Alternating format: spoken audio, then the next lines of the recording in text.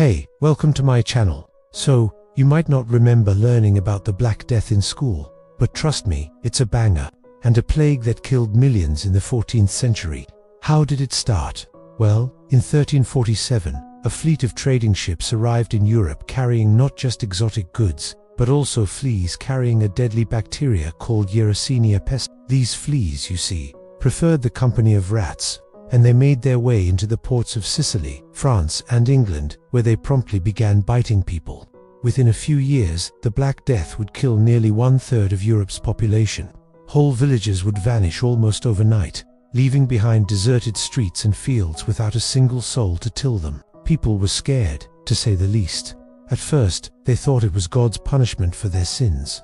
Others blamed witches, and some turned to prayer and fasting, hoping to end God's wrath. Some turned to violence, blaming not just witches or God, but also minorities like the Jews, accusing them of poisoning wells and using blood libel. In some places, people took to the streets, attacking and killing anyone they deemed responsible. In France, the king blamed the Jews and ordered their expulsion.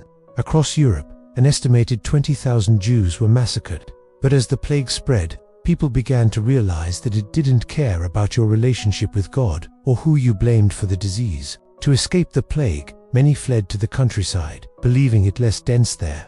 But upon arrival, they found that the Black Death had already claimed many victims in the countryside. The Black Death eventually killed an estimated 25 million people.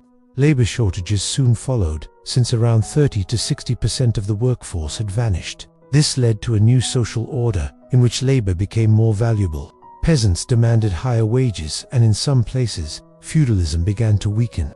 In fact, the Black Death helped bring an end to serfdom in some places. So while it devastated Europe, it also helped change it in ways big and small. So what should we study next? Please let us know in the comments. We've got lots of history to cover. From ancient Rome to the fall of the Soviet Union, there's so much to learn, but we can't do it without you. Please subscribe and become a member of our community. It's free.